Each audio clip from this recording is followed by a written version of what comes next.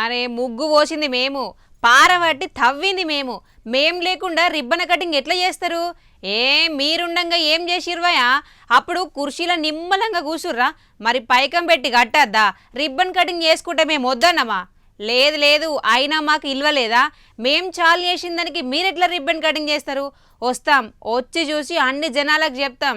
ఏ వీళ్ళు వినతట్లేరు, ఏడికాడ ఆపురాలను. ఇట్లా మస్తు ఫైటింగ్ నడుస్తాయి కదా లీడర్ల నడమ.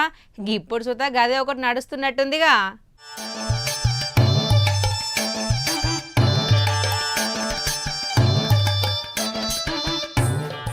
ఇలా పొద్దు పొద్దుగాలనే కోకాపేట్ల పెద్ద గత్తరేసింది. మన మాజీ మంత్రి హరీష్ రావు సారు ఇంటి ముందట పోలీసులు బారికేడ్లు పెట్టి ఎగుడు లోపలికి పోకుండా బందోబస్తు పెట్టిర్రు. అరే మేమన్నా అడవిలు ఉంటున్నాం అబ్బాయి, మా ఇండ్ల ముందట గింత పోలీస్ మోరింపోయింది అని గులాబీ లీడర్లు అచ్చలేపుతురు పో.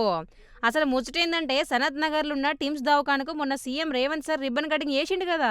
దీన్ని ఒకసారి చూసేస్తామని హరీష్ రావు సారు, సబితా ఇందర్ రెడ్డి మేడం, తలసాని శ్రీనివాస్ యాదవ్ సార్లు అనుకుర్రట. గీ హాస్పిటల్ కు పునాది రాయి వేసింది మా కేసీఆర్ సారు, బిల్డింగ్ కట్టింది మేము.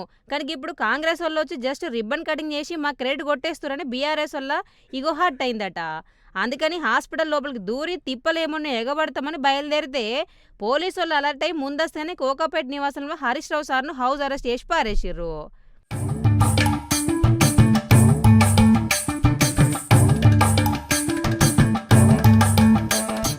ఇక హౌస్ అరెస్ట్ కాగానే మన హరీష్ రావు సార్ ఊకుంటాడా?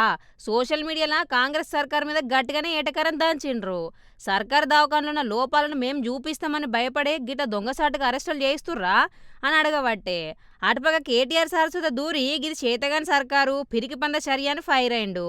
ఇక కాంగ్రెస్ లీడర్లేమో దవాఖాన పోయేందుకు పర్మిషన్ లేదు బై, ఊరికే పొలిటికల్ డ్రామాలు ఎందుకు అని రివర్స్ పంచలేయబట్టే. మొత్తానికి ఇరు పార్టీల నడుమ కోడికత్తి ఫైట్కి నడుస్తుంది అనుకోర్రీ.